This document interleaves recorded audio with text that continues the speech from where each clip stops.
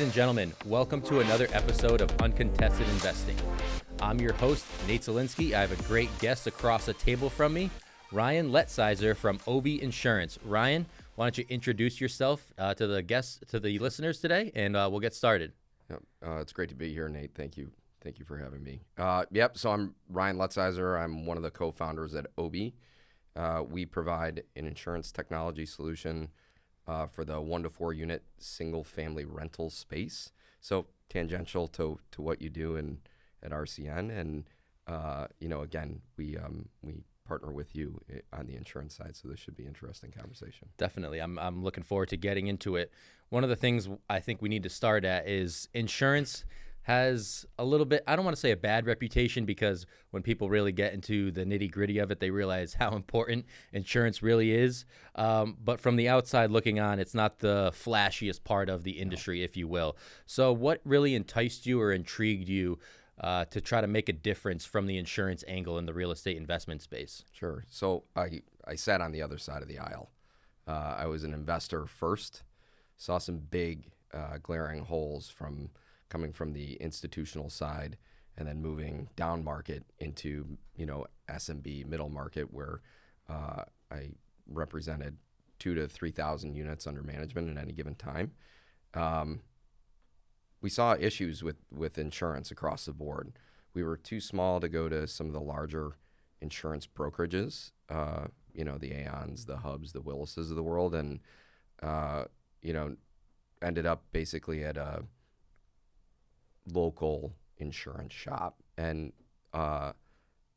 those guys are real smart, but they have a broad knowledge base. And I think at a certain point, you need some real specific knowledge around this category because it's super important for the investors that are, participating in, whether they're getting a loan or anything else. I think historically, prior to being in the insurance market, I thought of insurance as just a bolt-on, but at the end of the day, you can't get a loan without the insurance first in place. So, it became really, really intriguing for me, and a very interesting financial product that we thought we could do potentially a better job at than, some of the just run-of-the-mill carriers out there.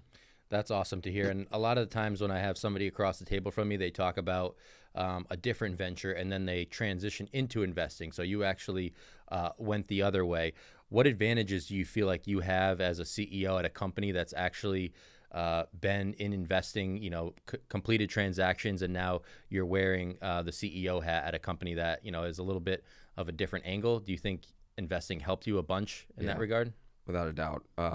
I feel empathy from the borrower side. I've been there, done that, have deals blow up, have had insurance challenges at the closing table. And we saw a way to help alleviate some of that burden. So for lenders that we work with, RCN included, we make it really easy for you on the lender side to make sure that there's no hiccups from the borrower.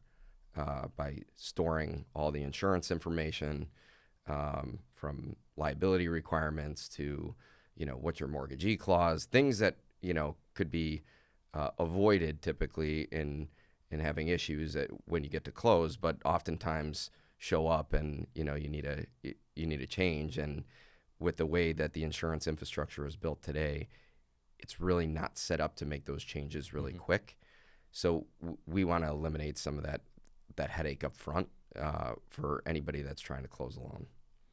Very interesting perspective. I think a lot of listeners out there can take something from that. Obviously, there's always going to be those type A people that are full steam ahead that want to just stay strictly to investing, but I'm sure there's other people out there that take a complete snapshot of the entire investment process, and maybe, there's something out there for them that they, just like insurance, right? They want to pick and choose where they can be most impactful, and it's not just strictly investing. So very good insight there.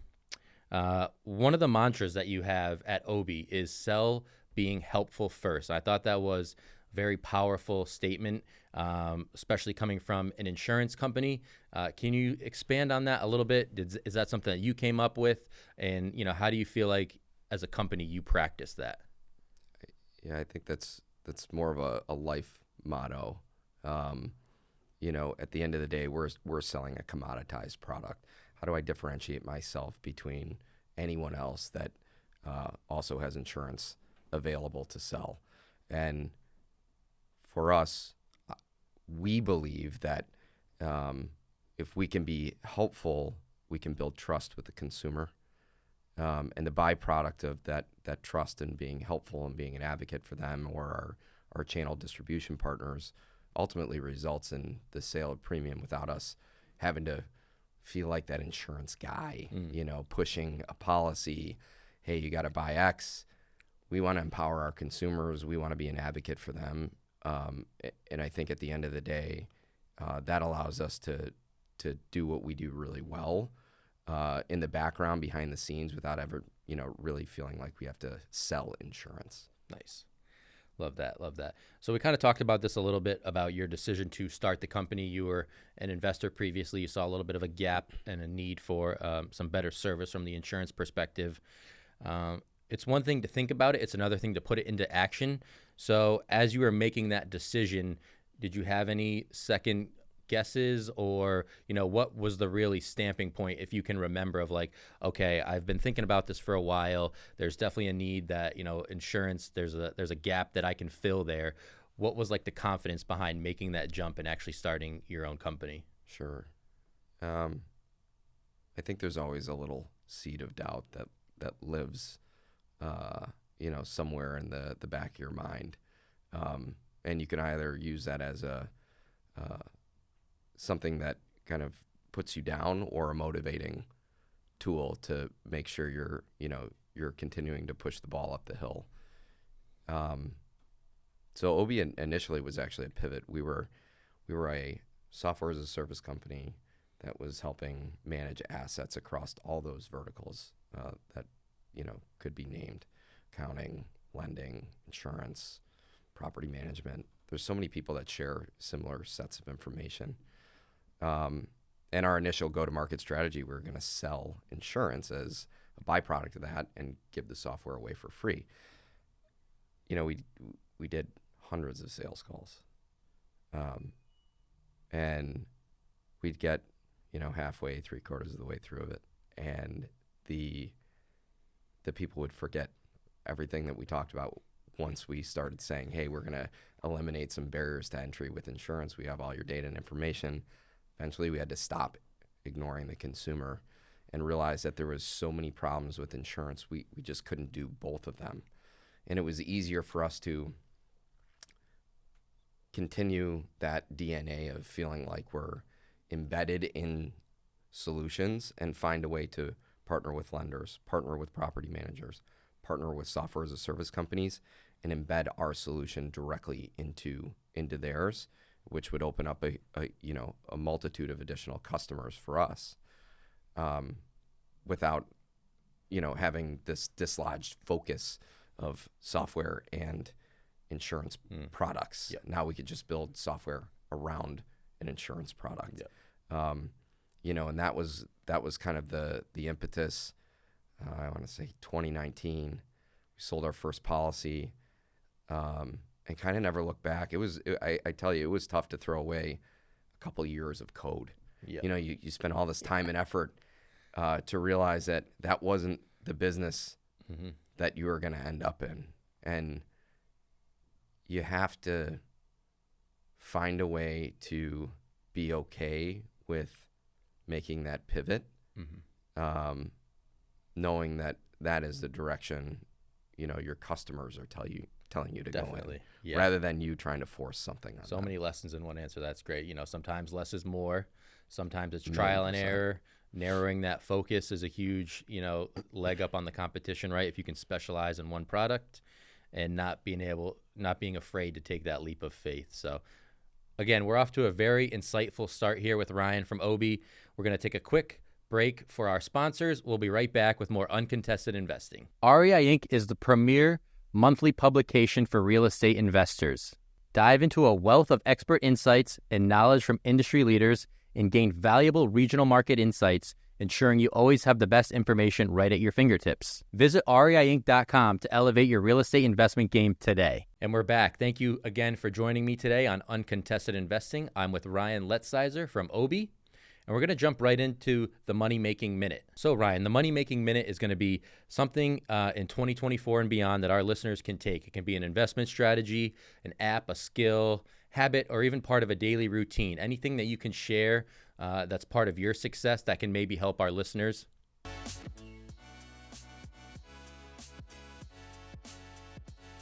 I think I personally take a holistic approach. Diet and exercise are important. I think those are the foundational things that ultimately give me an extra hour of energy, 2 hours of energy every day to go maybe the extra mile. I've looked at a lot of things, and how do I stay sharp? Ultimately, how can I parlay that stuff into my business? And I think, nothing short of exercise and a little bit of time to be mindful ultimately helps me move the needle in my business, relieve stress, so many things that I think ultimately add up to the ability to, make good decisions on the business side. So if I had to kind of peg one thing, I would say that would be it.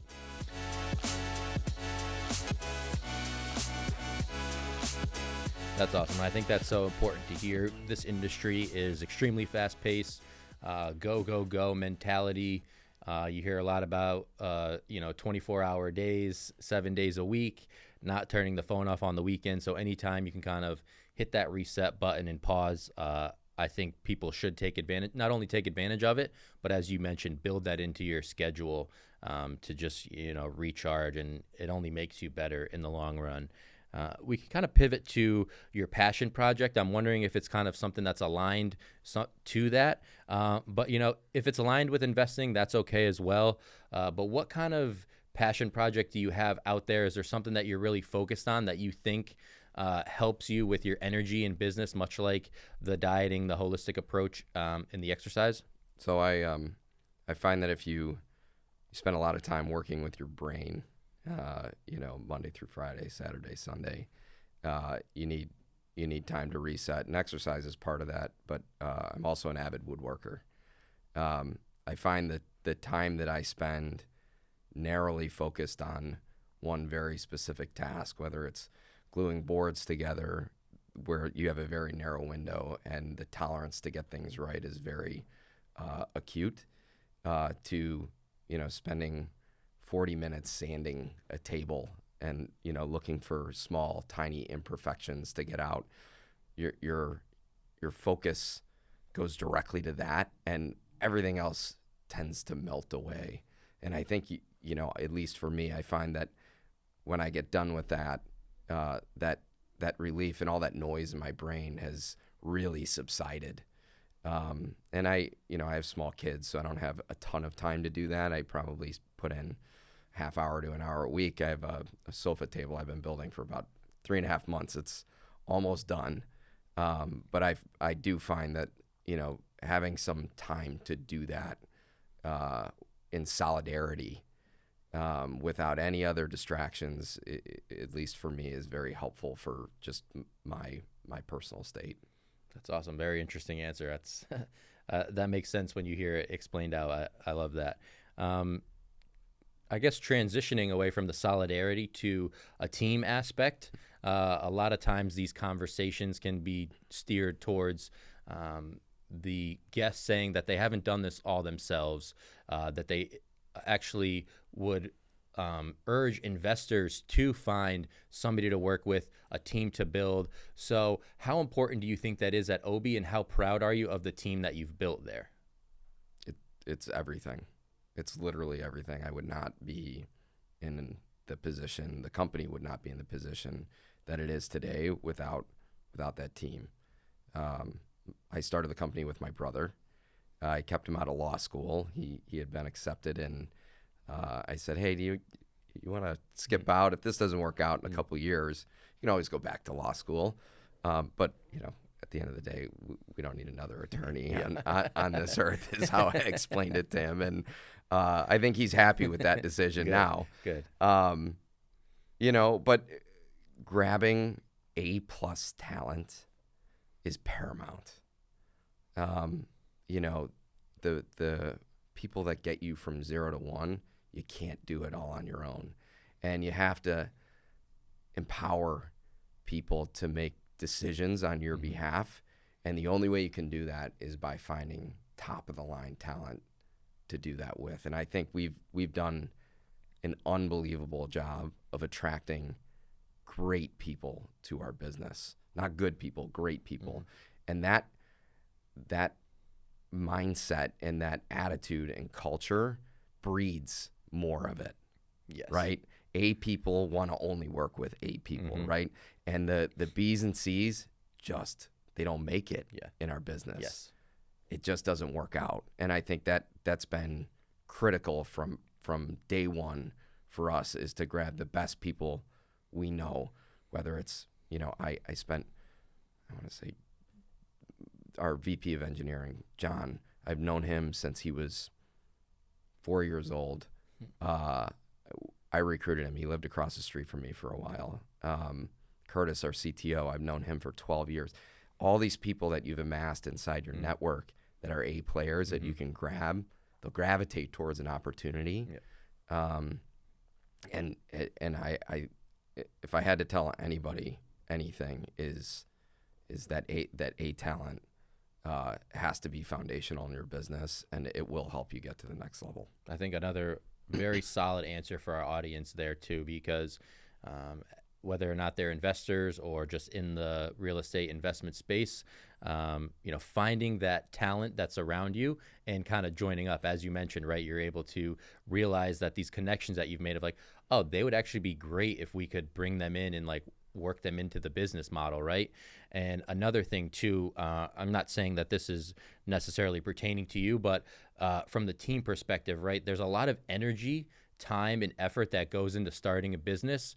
Sometimes as somebody that's a founder or a CEO, sometimes they're the only one pushing forward, right? So after about 5, 6, 7 years of that can get exhausting and draining. So finding people that are going to come alongside you and push with you, right, to help you keep moving that business forward, I think that reinvigoration can help a lot of people. I don't know if that's, something that hits home for you or not, but I think can be a valuable lesson. Yeah.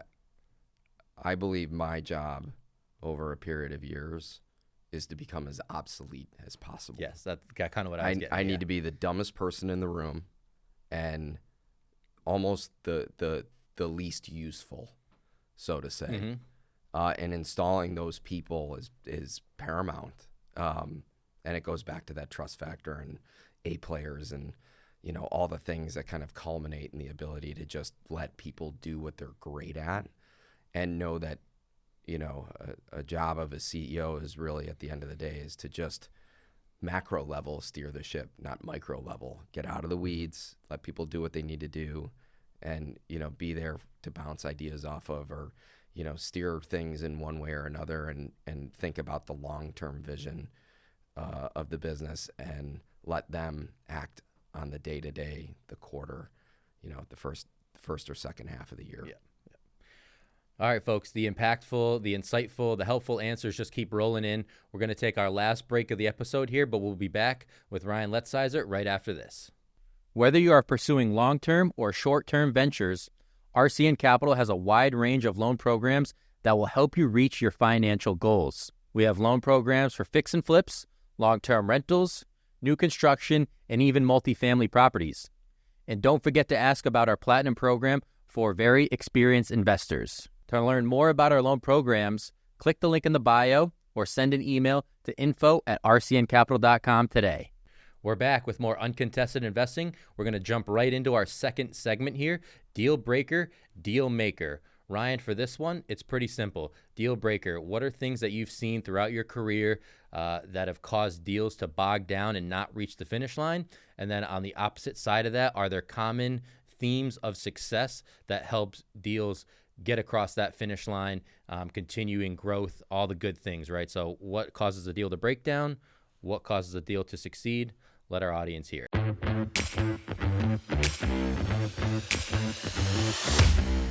Sure, we'll start with the breakdown first. I think there's a few key things. Lack of attention to detail is always going to be one paramount thing. And then transparency. I think, at least in my experience, it's always been really important to know the totality of the warts ahead of time, or where the bodies are buried. And if you try and hide that and you get to the goal line and some of that detail all of a sudden comes to light, it probably could have been solved for earlier on. And then, you get to the closing table and you just have to punt. It's one of those things where bad news needs to come in its entirety up front. That way you don't have to do all the brain damage and work to try and solve for it later on, because it's just a lot harder to do once things are in motion. Deal maker. Wow, there's so many different areas that we could get into here. Patience, I think, is really important to make sure you're making the right choices. Looking at things from different angles is going to be really important as well. And exit strategy, at least in my experience, my former life, we always looked at tolerances of exits, not our hopeful tolerance, but it was always how do we get people their money back was always paramount to us. Even if there was no return, how do I at least give you the check that you gave me back in your hands? And that was critical. And when I looked at deals, taking the lens of maybe not the worst case scenario, but in the event stuff hits the fan, you have an opportunity to make people whole.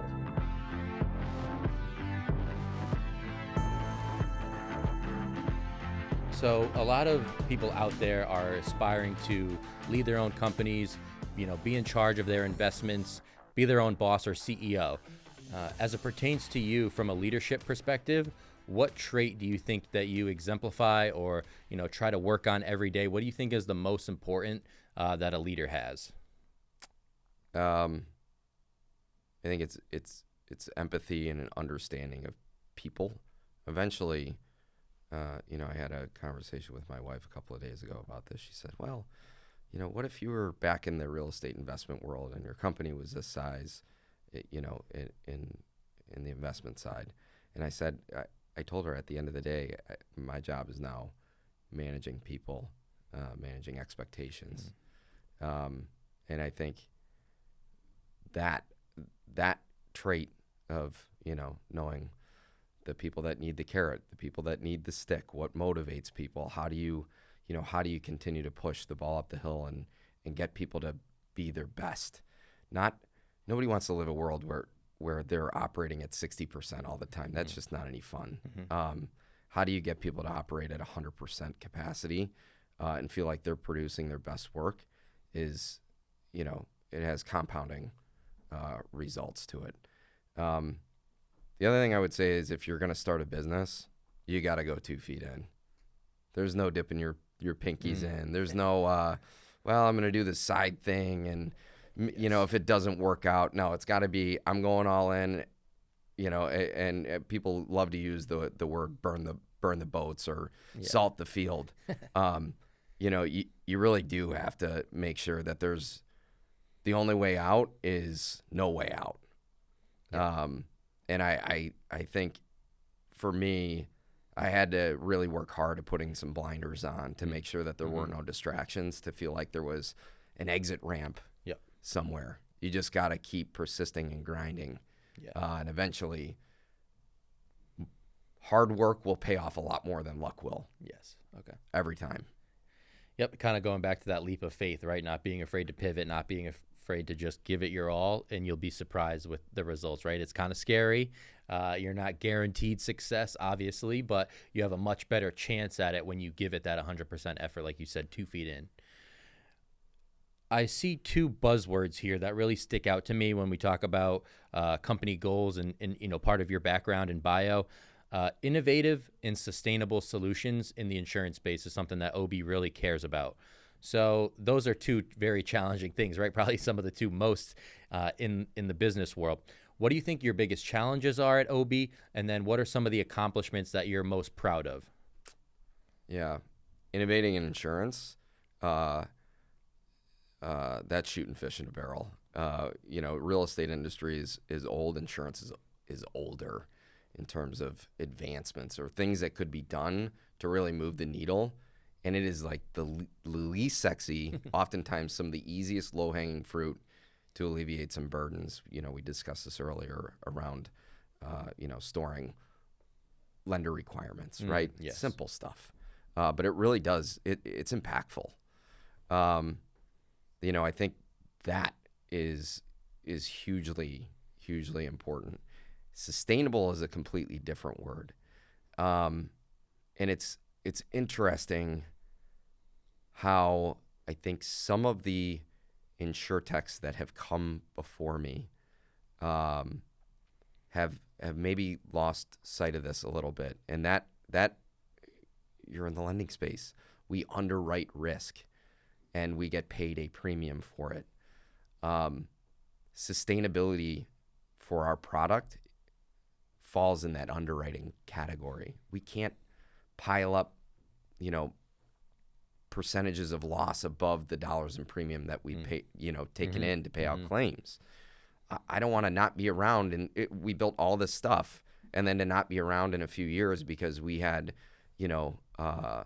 maybe a little too bullish underwriting strategy. Ultimately, will land you in a tough spot. Of course, I'd love to sell insurance policies to everybody, but we're not always the best fit. Yep. And we want to make sure that we're staying tried and true. That way we're here for the long haul and not for a short duration. Yeah, I agree. And I don't like to use this platform as, kind of talking about RC and capital a lot, but I think we're aligned in that regard where we're not trying to, underwrite a bad deal just for the sake of getting our numbers up, more money, right? You really need to take a look at it as a whole, see if this makes sense. And, I'll be honest, we're okay with saying, we're not the lender for you on this specific deal. Come back to us, keep sending us. But if we can give somebody a great referral, they're going to remember that and be like, okay, let me try them again on this one. So I think that goes a long way, right? Of just being able to be an asset, be an outlet. Sometimes you're going to close with somebody, sometimes you're not. And that's just the nature of the business. 100%. So as we kind of wind down here, I think, again, as a CEO, I want to take some time to ask you, from a company-wide overview, what's a trait that the company exemplifies that you're most proud of? Being a venture-backed company, we move fast. We work really hard, but I think fundamentally everybody in the company knows that it's a family-first organization. And in the event situations pop up, what I'm the most proud of is how people cover for people. It's really important, right? My kid has a game or an event, and I got to leave at 2, or I got a doctor's appointment, or something has happened family-wise. Everybody's got each other's back, and I think that that's great. Yes. It's great for me to be able to feel like there is a world outside of the office that people have, right? And it's the saddest thing, but unfortunately for businesses, if people leave, they can be replaced quickly. Family members, it doesn't work that way, and I think we've done. I believe we've done justice in making sure that, people's personal interactions with their family are paramount, and we'll work through, most things. Yeah, and whether or not you did it intentionally, I think from, square one, you've been showing that with, asking your brother to, come join you in this venture, and having a lifelong friend as well. I think having those pillars in place just kind of help that, happen naturally over time. Let's see. Okay, so we spent a lot of time today talking about some success. Obviously, that's a fun topic, right? Strolling down memory lane and, talking about things that have been accomplished in the industry. Was there ever any times that you had doubts about this particular career path? I know you mentioned you started as an investor, then you kind of had this idea of a different company, and then you even narrowed that further into insurance. So along the way, were there doubts, and how do you overcome those? No, I love the real estate business. I got a bachelor's degree from Michigan State in horticulture, plant science. I thought I was going to own a landscaping company for a while, and then I ended up going to Clemson for grad school, and I got an architecture degree there. And my second class that I took, my first day, was Introduction to Real Estate Finance. Oh, and I landed in Dr. Benedict's class, and I realized, and architecture is a 3-year master's program. It's a professional degree. It's 90 credit hours. I landed in his classroom. I go, oh no, I'm in the wrong program. I signed up for the wrong gig, but I ended up, he was nice enough to allow me to join all the master's in real estate program classes, took internships in real estate PE groups, and ultimately found my path in the real estate world. I don't ever see myself moving too far away from the built world in one way or another. Finance is a very interesting space. Insurance is an interesting financial vehicle just in general. Yep. And I still get to feel like I have my hands a little bit on the investment world. And, there may be a day where I end up going back into that. Who knows? I'm on life's journey, and it's going to take me in one direction or another. But I don't feel like I'm ever going to, become a doctor or, go off into some tangential industry that doesn't make sense. I really do enjoy the real estate world a lot. It's a good perspective to have.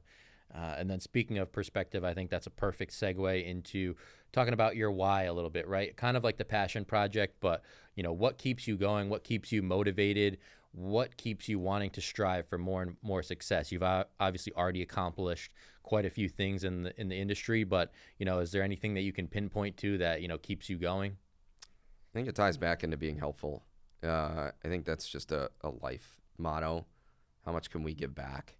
And the more knowledge I attain, the more I can eventually one day go from being student to teacher. And I hope to amass enough battle scars and, trial by fire to eventually distill that down and be able to package it up and give it to people. So as great as this has been, it's always going to be how can I help further the entrepreneurial community, the real estate community? What can I do to give back to people so they can feel like they can do this as well? I'm not the sharpest tool in the shed. I'll be the first to tell you that. But grit and determination and just continuing to see things through and maybe being able to show people where things are going to go bad potentially ahead of time, and they can avoid some of those pitfalls. I'd love to be able to motivate and help people to do that on their journey one day. Yeah. So is that something that you are looking forward to? Do you already do like training, mentoring? Are there people that you've taken under your wing in the industry? Motivational speaking. I mean, you have a great perspective just from the, 35, 40 minutes that we've sat down and talked right now. Are there plans to share that, or does that just kind of happen naturally for you? Right now it happens naturally. When the opportunity presents itself, usually I'll take advantage of it and help out. We have an individual that comes into our office who's an early entrepreneur, and I gave him a desk at the office. I remember how tough it was at those beginning phases of, hey, don't give WeWork $500 a month. Come in here and just hear the things that are going on and be a part of kind of a fast-paced community and maybe you'll pick up on some things and come over and knock on my door when you got a question. That's great. Some of that stuff, you're just, unfortunately, you're not going to be able to get as naturally as it comes when they're just in office. So, we do that, and I think we'll continue to do that for as long as we are in an office and have a business. That's very cool. Yeah, that's a great way to give back, to be honest. Like you said, saving that money, but also, being able to just come down the hallway, knock on the door, and, answer a question when they need it. All right, I've mentioned this a few times before on the podcast. I am a sports junkie through and through. You've talked about Clemson and Michigan State. Obviously, in college football, that's kind of a no-brainer. Clemson has, separated themselves from MSU, but they're both in the NCAA tournament this year. Who do you think's going farther? I think this episode's going to come out maybe the week before the Final Four. So do you still root for one, both? Is there a special place in your heart for one of them? Yeah. So I spent the last year at Michigan State in the Zone. Ooh, okay. So it's hard for me to not just be a Michigan State basketball fan. They've both had some great ups and downs in terms of sports teams in football and basketball over the last decade. But for me, I actually love when Michigan State's a 9 seed. They got a little chip on their shoulder. They tend to go farther. I agree. The worse they're placed. So if I was a betting man, there's definitely a Sweet 16 run for them right now.